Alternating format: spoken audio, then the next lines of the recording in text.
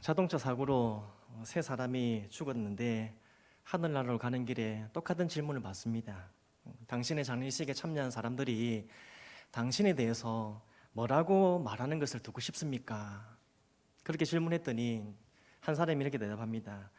저는 이런 걸 듣고 싶습니다. 저 사람은 유능한 의사였고 사회에서도 아주 훌륭한 리더였다. 이런 말을 저는 듣고 싶다. 그러자 두 번째 사람이 또 그렇게 말하네요. 저 사람은 아주 좋은 남편이었고 또 아이들에게도 아주 훌륭한 교사였습니다. 그런 말을 듣고 싶다는 거죠. 그러자 마지막 사람이 이렇게 말했습니다. 저는 이런 이야기를 듣고 싶습니다. 저 사람 움직인다. 뭔지 알겠습니까? 살아났다는 거죠. 간혹 장례식장에 가면 죽었다가 살아났다는 그런 이야기들이 간혹 있습니다. 어떤 사람은 죽었다가 천국에도 갔다 왔다 그런 말을 하는데요. 그 사람의 이야기가 사실인지 거짓인지는 알 수 없습니다. 하지만 분명한 것은 부활이 있다는 것이고 또 중요한 것은 천국도 있다는 것입니다. 오늘 하이델베르크 45문에서는 예수님의 부활 그리고 이 부활이 주는 유익에 대해서 가르쳐 줍니다. 45문 질문과 답을 읽어볼 텐데요. 제가 질문을 읽으면 우리 성도님들은 답을 한번 읽어보십시오. 45문입니다. 그리스도의 부활은 우리에게 어떤 유익을 줍니까?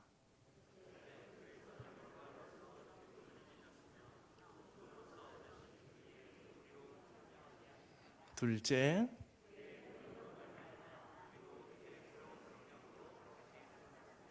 셋째,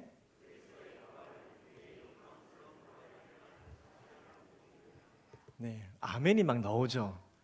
하이델베르크 문답을 하면 이게 동의가 되고 또 믿어지고 그 내용에 대한 감격에 대해서 아멘이 탁 나옵니다. 오늘 이 45문을 우리가 살펴보는데 먼저 기억할 것은 예수님의 부활에 대해서 알 것은 예수님의 부활은 역사적인 사실이라는 것입니다. 역사적인 사건이다. 예수님은 실제로 죽으셨고 또 실제로 죽음을 이기시고 부활하셨습니다.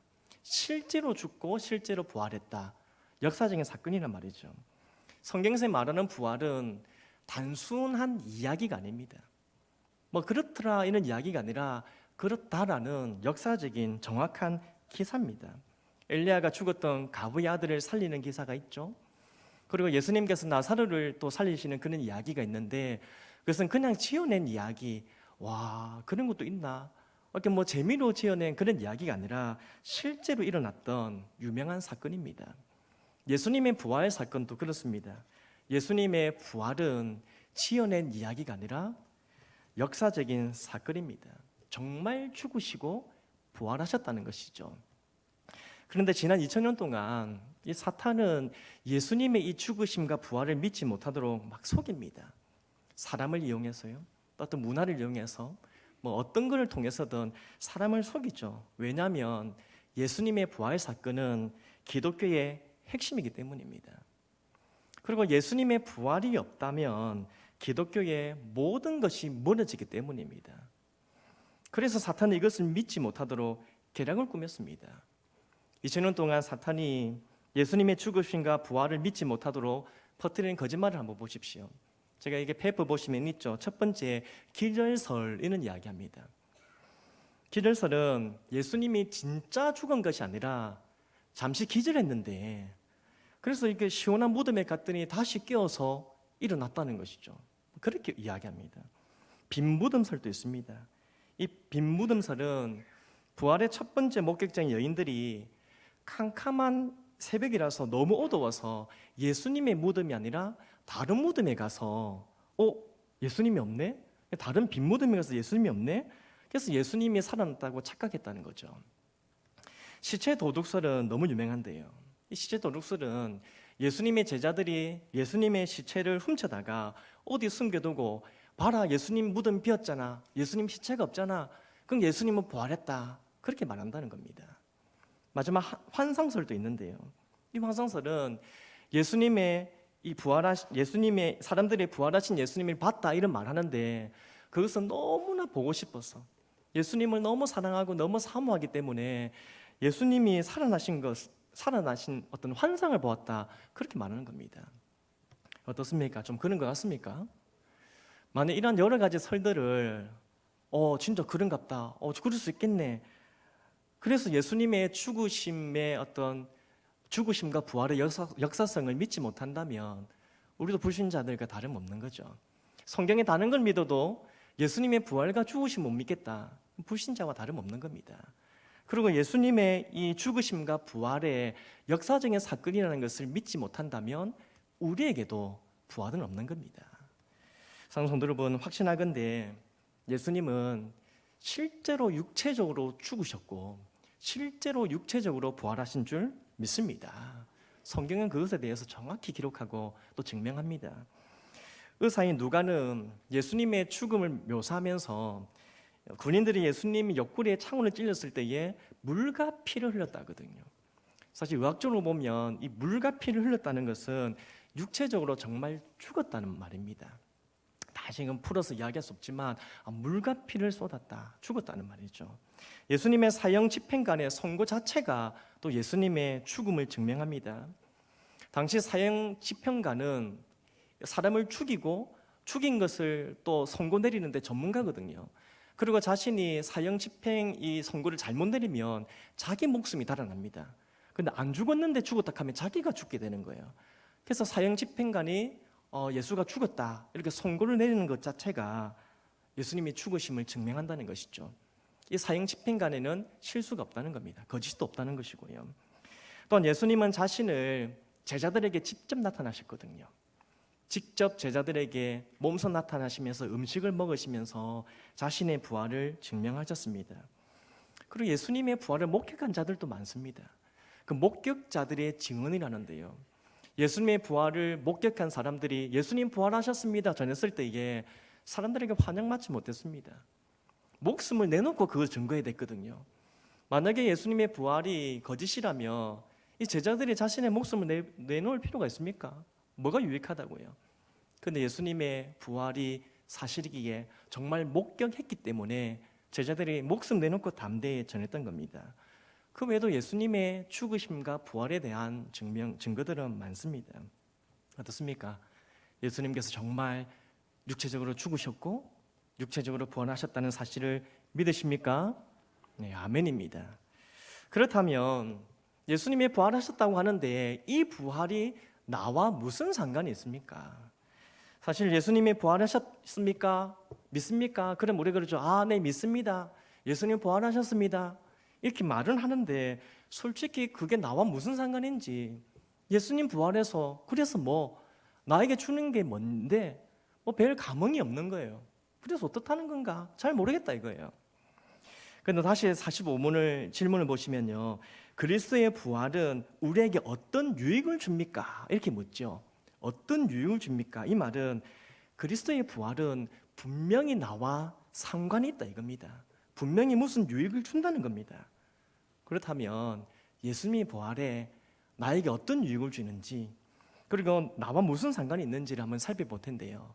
오늘 이 45문에서는 부활에 주는 유익에 대해서 크게 세 가지로 말씀하고 있습니다. 자, 첫 번째, 예수님의 부활이 주는 첫 번째 유익은 과거의 사건으로부터 주는 유익입니다. 자, 1번에 가로가 있죠. 과거의 사건으로부터 유익. 다시 45문의 답을 보시면요, 첫 번째 답을 한번 읽어보겠습니다. 시작. 첫째, 그리스도는 부활로서 죽음을 이기셨으며 죽음으로써 얻으신 의에 우리로 참여하게 하십니다. 자, 과거의 사건으로부터 우리에게 주는 유익이 뭐라고 합니까? 예수님의 부활은 우리로 하여금 그리스도의 의에 참여하게 하십니다. 그리스도의 의에 참여하게 하는 것, 과거로부터 주는 유익입니다. 과거에 먼저 인간의 상태가 어떤지 한번 볼까요? 로마서 3장 23절에 모든 사람이 죄를 범하였음에 하나님의 영광에 이르지 못하였다. 로마서 23장에 그렇게 말씀하고요. 그리고 에베소서 1장에 보면 모든 인간은 육체의 욕심을 따라 지내면서 본질상 진노의 자녀였다. 그렇게 말씀합니다. 그 말은 모든 인간은 죄인이라는 뜻입니다. 또한 우리에게는 의가 없다는 것이죠. 모든 사람은 죄인이고 하나님 앞에 인정받을 만한 의가 없기에 모든 사람은 죽음으로써 죄의 대가를 지불해야 된다, 그 말씀입니다. 그런데 예수님께서는 죽음에서 부활하심으로 의를 얻으셨습니다. 인간은 죄로 인해서 의가 없는데, 스스로 의를 얻을 수 없는데, 예수님은 자신의 죽으심과 부활하심으로 의를 얻으셨어요.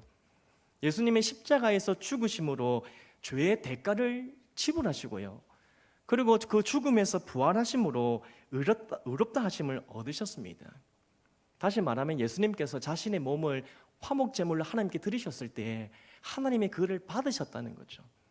하나님께서 그 예수님의 그 피로 드리신 그 화목제물을 하나님께서 받으시고 예수님을 의롭다고 인정하는 겁니다.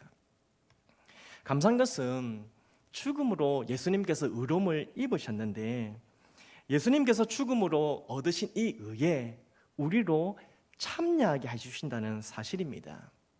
예수님의 의에 우리로 참여하게 한다는 거예요. 예수님을 믿고 예수님과 연합한 성도는 예수님의 의에 참여하게 됩니다. 로마서 3장 26절을 보십시오. 곧 이때에 자기의 의로우심을 나타내사 자기도 의로우시며 또한 예수 믿는 자를 의롭다 하려 하심이라. 아멘. 로마서 4장 25절은 같이 한번 읽어보겠습니다. 시작. 예수는 우리가 범죄한 것 때문에 내줌이 되고 또한 우리를 의롭다 하시기 위하여 살아나셨느니라. 아멘. 놀랍지 않습니까? 예수님의 죽음과 부활은 우리들을 위한 것입니다. 예수님은 우리의 죄 때문에 죽음에 내줌이 되었고요, 그리고 우리를 의롭다 하시기 위해서 죽음에서 부활하셨습니다. 우리에게 의가 없으니까 예수님께서 자신의 목숨을 내어놓고 화목제물로 하나님께 드리셔서 예수님이 얻으신 그 의를 우리에게도 전가시켜 주시고요, 그리고 우리도 그 의에 참여하게 해 주셨습니다. 할렐루야 아닙니까?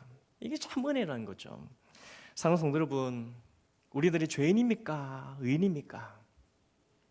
죄인입니다. 살면서 죄를 짓지 않을 수도 없고요, 그리고 그 많은 죄를 씻을 능력도 우리에게는 없습니다. 그래서 사탄은 우리를 지금도 참소합니다. 사탄은 하나님께 우리를 고발합니다. 하나님, 저 사람은 죄인입니다. 저 죄 때문에 죽음 마땅합니다. 그렇게 우리를 고발하고 있어요. 그때 우리 하나님께서 이렇게 말씀하시죠. 그래, 나도 안다. 그 사람 죄인이야. 저 최집사 죄인이다. 저 이권사 죄인이다. 나도 안다. 그러나 내 아들 예수가 그를 대신해서 죽었어. 내 아들 예수가 그의 죄 때문에 죽었고 그의 의롭다함을 위해서 내 아들 예수가 부활했어. 그러면서 하나님께서 이렇게 말씀합니다. 저 죄인이 예수를 믿었으니 내가 그의 죄를 사하고 내 아들이 얻은 그 의에 그도 참여시키고 내가 그를 의롭다 하노라. 할렐루야. 주님께서 우리에게 그렇게 말씀하시는 거예요. 그렇습니다. 사랑하는 성도 여러분, 예수님은 십자가에서 죽으심으로 우리의 모든 죄를 도말하셨습니다. 그리고 우리를 묶고 있던 모든 죄와 사망의 권세를 깨뜨려 주셨습니다. 그러므로 그리스도 예수 안에 있는 자에게는 결코 정죄함이 없습니다. 솔직히 우리의 연약함을 생각하면 주일마다 하나님 앞에 나오기가 마음이 편합니까? 어떨 때는 좀 하나님 기뻐하는 삶을 살았을 때는 좀 뭔가 마음 편하게 올 수도 있겠지만, 한 주간 참 죄짓고 한 주간 참 연약한 모습 그대로 드러내면서 실수하고 실패하고 그렇게 살면 참 주일에 나오는 것, 또 예배자 앉아있기가 참 부끄럽기도 하고요, 참 두렵기도 하고 참 죄송한 마음도 있지 않습니까? 그런 마음을 안고 불편한 마음으로 주님 앞에 있을 때가 얼마나 많이 있습니까? 하지만 오늘 예수 그리스도의 피가 우리를 덮어주시고요, 우리는 아무 공로 없지만 우리의 의로움을 위해서 죽음에서 부활하신 예수님께서 그 의에 우리도 참여시켜 주셔서 주님 앞에 당당히 나아갈 수 있도록 우리에게 은혜를 베풀어 주시는 줄 믿습니다. 그래서 오늘 우리가 예수의 의를 힘입어서 예수님의 그 보혈의 은혜를 힘입고 그 예수의 의를 힘입어서 은혜의 보좌 앞으로 하나님께로 더 담대히 나아가는 우리 모두 되기를 간절히 소망합니다. 두 번째로 부활이 주는 유익이 뭔가? 현재의 삶에 주는 유익입니다. 자, 두 번째 이제 괄호가 현재의 삶의 유익을 주네요. 다시 45문 답을 보시면 둘째 이렇게 나오는데 한번 읽어볼까요? 시작. 둘째, 그의 능력으로 말미암아 우리도 이제 새로운 생명으로 다시 살아났습니다. 아멘. 오늘 현재의 삶에 주는 유익이 뭐랍니까? 보니까 예수님의 부활은 그의 능력으로 새로운 생명으로 다시 살아나게 하시는 것, 그게 두 번째 현재에 주는 유익입니다. 예수님의 부활은 과거나 미래뿐 아니라 현재 지금 우리의 삶에 직접적인 영향을 주고 직접적인 유익을 줍니다. 그것은 우리로 하여금 새로운 생명으로 다시 태어나게 하는 겁니다. 예수님을 믿고 예수님과 연합하고 예수님 안에 거함으로 새로운 생명으로 태어나는 겁니다. 로마서 6장 4절 말씀인데요, 같이 한번 읽어보겠습니다. 시작. 그러므로 우리가 그의 죽으심과 합하여 세례를 받음으로 그와 함께 장사되었으니 이는 아버지 영광으로 말미암아 그리스도를 죽은 자 가운데서 살리심과 같이 우리 또한 새 생명 가운데 행하게 하려 함이라. 아멘. 새 생명 가운데. 보십시오. 전에 우리는 죄의 노예였습니다. 죄 가운데 빠져서 죄에서 벗어날 수 없는 죄의 노예였습니다. 그래서 죄가 시키는 대로 했습니다. 죄가 시키는 대로 하고 끌려다니고 매이고 그래서 죄의 대가를 치러야 되는 그런 죄인입니다. 그러나 이제는 그리스도와 함께 죄에 대해서 죽어서 예수님을 믿고 그리스도와 연합하면 그리스도와 함께 죄에 대해서 죽기 때문에 우리는 죄와 상관이 없게 됩니다. 다시 말하면 그리스도 예수 안에 있으면 새로운 생명으로 다시 태어나고요. 그리고 새로운 삶을 살아갈 수 있습니다. 고린도후서 5장 17절에 바울이 이렇게 말씀합니다. 그런즉 누구든지 그리스도 안에 있으면 새로운 피조물이라. 이전 것은 지나갔으니 보라 새 것이 되었도다. 아멘. 그렇습니다. 부활하신 예수님 안에 있으면 우리의 신분, 정체성, 그리고 우리의 모든 것이 새롭게 됩니다.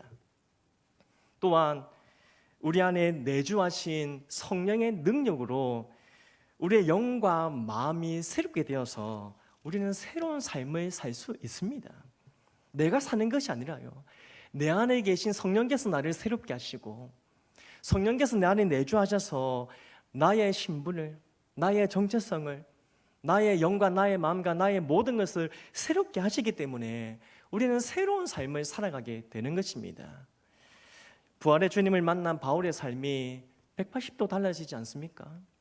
죄에서 해방된 그의 삶에는 부활의 주님으로 인해서요, 그 안에 기쁨이 있고 생명이 있고 소망으로 가득 찼습니다. 부활의 주님을 만나기 전에는 예수님을 믿는 자들을 핍박했던 그런 자 아닙니까? 참 교회에 해를 끼쳤던 그런 인물이죠.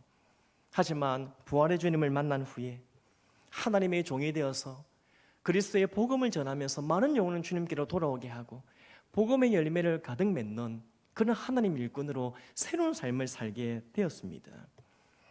지금도 부활의 주님으로 인해서 새로운 삶을 살게 된 사람들의 간증들이 있습니다. 어떤 사람은요, 조폭이고 무속인이고 또 실패자였는데 주님을 만나고 삶이 변화되어서 부활의 증인으로 기쁘게 살아간다, 그렇게 이야기합니다. 어떤 사람은 PC방 사장이 있는데 삶이 너무 무력하고 뭔가 되는 것도 안 되고 그래서 자살을 늘 생각했었습니다. 그런데 그 PC방 사장이 예수님을 만나고 부활의 주님을 만나고 구원의 은혜를 받으면서 삶이 바뀌었어요.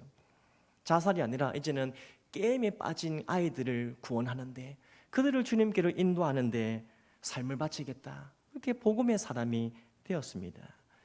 사랑하는 성도들은 어떻습니까? 우리에게도 부활의 주님으로 인한 삶의 간증이 있습니까? 나에게도 예수님을 믿어서 새 생명으로 내가 다시 태어났는데 그래서 주님이 주시는 그 은혜를 누리고 있고 주님 기뻐하신 열매를 맺어가는 그런 삶의 간증이 있습니까? 우리 이는 찬양을 잘 아시죠? 예수를 나의 구주 삼고 성령과 피로서 거듭나니 이 세상에서 내 영혼이 하늘의 영광 누리도다. 이것이 나의 감증이요 이것이 나의 찬송일세. 나 사는 동안 끊임없이 구주를 찬송하리. 후렴입니다. 이것이 나의 감증이요 이것이 나의 찬송일세. 나 사는 동안 끊임없이 구주를 찬송하리로다. 할렐루야. 우리에게도 간증이 있습니까? 주님을 만나고 우리 안에 생명이 있습니다. 부활의 주님으로 인해서 우리 안에 기쁨이 있습니다. 그것이 우리의 간증입니다. 그리고 주님과 함께 살아가는 그 매일의 걸음이 우리의 간증인 줄 믿습니다.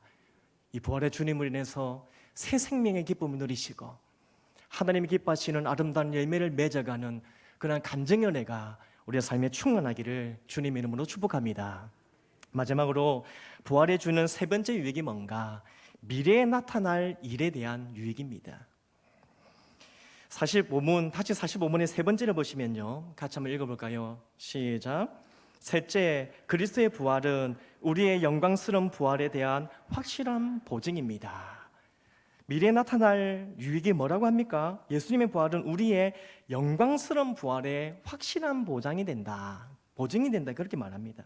영광스러운 부활의 확실한 보증이다. 고린도전서 15장 20절 보시면요, 같이 한번 읽어볼까요? 시작. 그러나 이제 그리스도께서 죽은 자 가운데서 다시 살아나사 잠자는 자들의 첫 열매가 되셨도다. 아멘. 예수님이 첫 열매가 되셨대요. 여기 잠자는 자들이란 말은 예수님 잠자는 자들의 첫 열매가 되셨다는 것은 예수님께서 부활의 첫 열매가 되셨단 말이죠. 이것이 중요한 이유는 예수님께서 부활의 첫 열매가 되셨기 때문에 예수님과 붙어 있는 우리들도 부활하게 된다, 이 말씀입니다. 어떤 목사님이 가수원을 했는데 복숭아에 대해서 잘 안다고 해요. 그래서 복숭아 이야기를 하시는데 복숭아에는 여러 종류가 있답니다. 겉과 속이 빨간 복숭아를 홍도라고 해요. 겉과 속이 하얀 복숭아를 백도라 합니다. 그리고 그 둘을 합쳐놓은 것을 기도백도를 한대요. 자, 그리고 겉도 속도 노란 복숭아는 황도입니다. 자, 털이 없는 복숭아는 천도고요. 자, 마지막 털도 없고 크기도 작고 목난 복숭아를 개복숭아라 합니다. 여러 종류가 있어요. 재밌는 것은 6가지 이 복숭아 나무의 생김새가 똑같다 이겁니다. 나무의 모습이 똑같아요. 그래서 첫 열매를 맺기 전에는 이 나무가 황도나무인지 천도나무인지 모른답니다. 그런데 일단 첫 열매가 맺히는 거 딱 보면 그 나무가 무슨 나무인지 알게 된대요. 그리고 일단 첫 열매가 맺히기 시작하면, 이 나무의 복숭아 열매를 딱 맺히기 시작하면 그 다음 해부터는 반드시 처음 난 열매와 똑같은 복숭아 열매가 맺힌다는 거죠. 왜 이 말을 합니까? 예수님께서 죽음에서 부활이라는 첫 열매를 맺으셨잖아요. 첫 열매가 되셨다는데 예수님께서 부활이라는 첫 열매를 맺었기 때문에 믿음으로 예수님과 연합해서 예수님과 붙어 있는 자들은 다 부활이라는 이 열매를 맺게 된다 이겁니다. 예수님이 부활의 첫 열매가 됐기에 이 예수님을 믿는 사람들은 다른 열매를 맺을 수가 없는 거예요. 반드시 첫 열매, 부활의 열매를 맺게 됩니다. 그렇다면 이제 우리는 부활을 확신할 수 있습니까? 확신해도 됩니까? 네, 됩니다.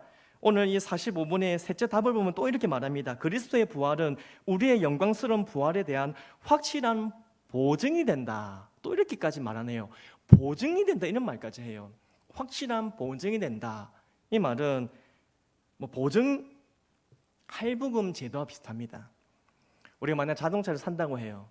근데 한 번에 값을 지불하지 다 못해도 일부의 돈만 내도 자동차 살 수 있습니다. 그죠? 일부의 보증금 딱 내고 매달 갚아 나가면 나는 일부의 돈만 낼 뿐인데 이게 보증이 돼가지고 이 자동차를 내 것이 되는 겁니다. 내 것처럼 쓸 수 있는 거예요. 이처럼 주님께서 먼저 죽음에서 부활하셨거든요. 주님께서 죽음에서 부활하셔서 보증이 되셔서 우리의 부활도 우리도 그 부활을 누릴 수 있도록 주님께서 부활의 보증이 되었다 이겁니다. 다시 말하면 우리가 아직 죽지 않았어요. 아직 부활을 경험하지 않았어요. 그래서 예수님께서 죽으시고 부활하시고 먼저 죽으시고 부활하셨기 때문에 우리 또한 나중에 또 죽음에서 부활하게 될 것이다. 예수님이 보증서 주셨으니까 우리도 이 부활을 누리게 될 것이다. 확신할 수 있게 되는 것입니다. 말씀했습니다. 사랑하는 성도 여러분, 사람들이 가장 두려워하는 것은 죽음입니다. 그래서 사람들은 어떻게든 죽지 않으려고 애를 쓰죠. 죽음을 두려워하고 죽음을 피하려고 하고 죽음 앞에 벌벌 떱니다. 호스피스로 일하시던 한 불신자가 많은 환자들이 죽는 걸 봤는데, 근데 하나님을 믿는 사람은 이 죽음 앞에서 확실히 뭔가 다른 것이 있더라, 이런 이야기를 합니다. 호스피스가 죽는 사람 많이 보잖아요. 근데 불신자예요. 근데 하나님 믿는 사람은 죽을 때 좀 다르더라 이래요. 하나님 안 믿는 보통 사람들은 죽지 않으려고 발버둥을 치고 소리를 지르고 막 그렇게 엄청 괴로워한답니다.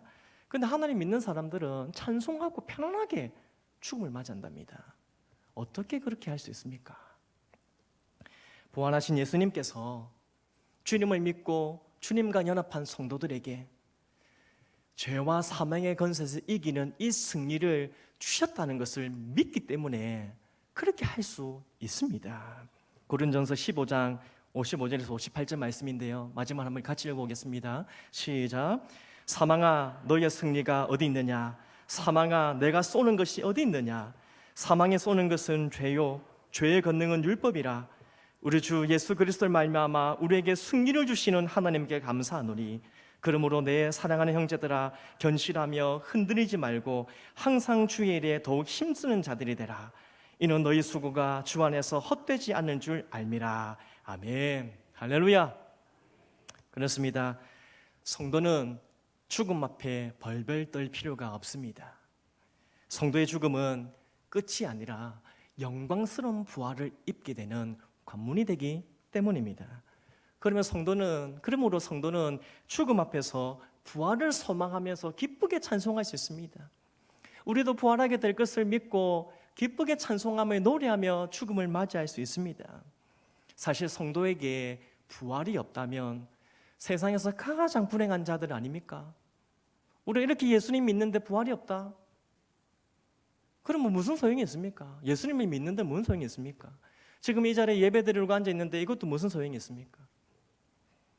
부활이 없는데, 죽어도 부활이 없는데 왜 주를 위해서 헌신하며 힘들게 봉사하겠습니까? 필요가 없죠.